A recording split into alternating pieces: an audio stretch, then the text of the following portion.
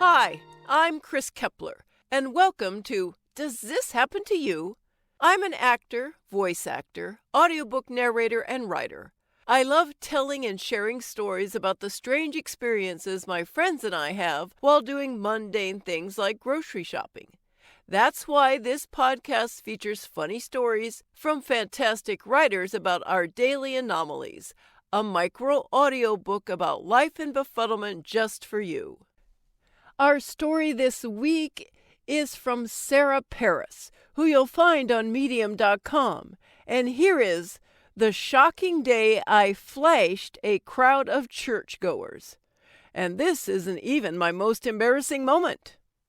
How did I find myself soaking wet and naked from the waist down in front of a church crowd? Did I traumatize scores of little kids and grandmas? It's a long story, and yes, most likely. Here's my tale of woe. Thunder roared through a heavy sky. I sped down winding country lanes, panicked we wouldn't arrive on time. My friend Grace and I were running late to church, and she barked our countdown time from the passenger seat. 5 minutes, dude, we're still a few miles away, she screamed.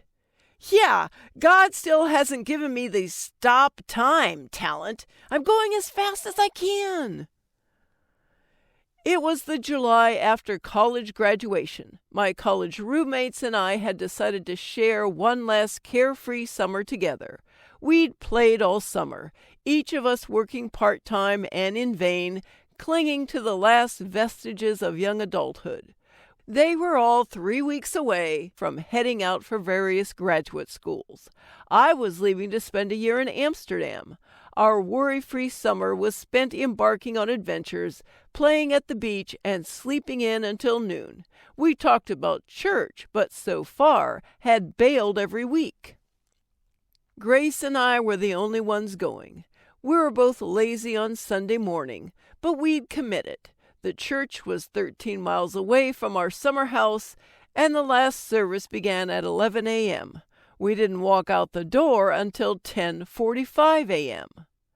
The sky wept as I pulled into the crowded parking lot at 10:59.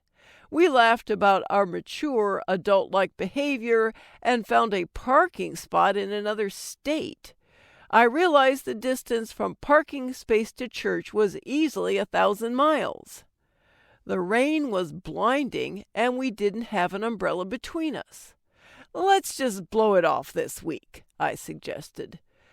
But I knew we couldn't. We'd dressed up for God, after all. We gathered our things, made makeshift head coverings out of our jackets, and sprinted from the car.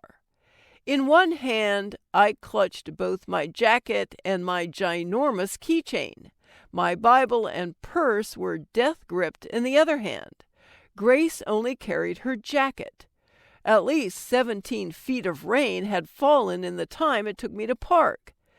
Grace and I mustered our courage and ran at the same time.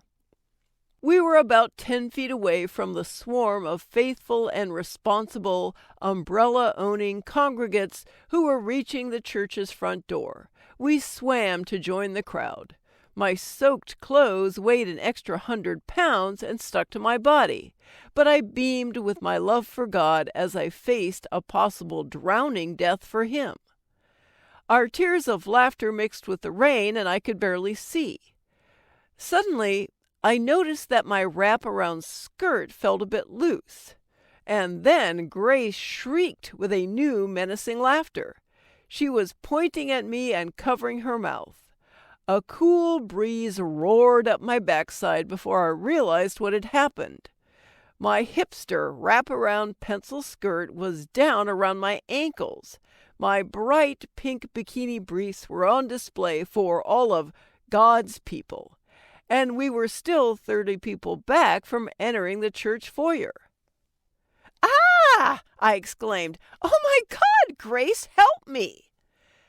Grace replied as only close friends can. "No way," she said, between bursts of giggles. She turned to the family behind me. "Avert your eyes, no one should have to see this." I had nowhere to put my belongings and struggled to pull up my skirt.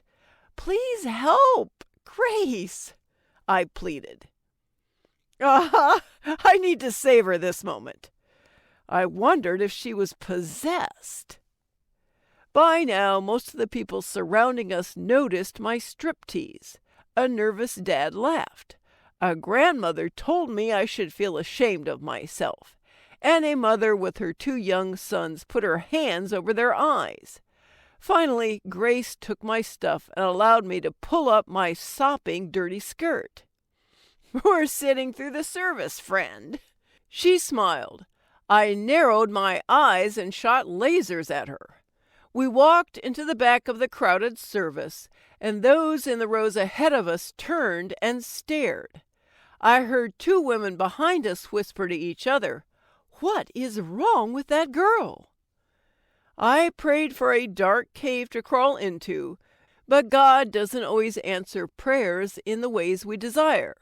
The judgment of strangers sent waves of heat through my otherwise shivering body. "You can stay," I told Grace, "but I'm going." We snuck out and trudged back to the car. "I can't wait to tell everyone," my compassionate friend said. When my mortification wore off, I only regretted that I hadn't shouted, "You're welcome," on my way out of the service. A few years later, Grace introduced me to her fiancé, Hunter. "Oh, Sarah, the skirtless wonder, I've heard all about you." He laughed and clapped my back. "Neat," I responded. To this day, I still have a hard time making eye contact with Hunter. Again, my church striptease barely cracks my top 5 embarrassing moments. So, whenever you endure public humiliation, I hope you'll recall my pink bikini briefs. And I hope you'll realize that you're not alone. Thanks so much for listening. If you enjoyed the story, let me know and share it with your friends. Follow me at ChrisKKAria on Twitter or Chris K. Kepler on Facebook, or check out my website, www.chriskepler.com.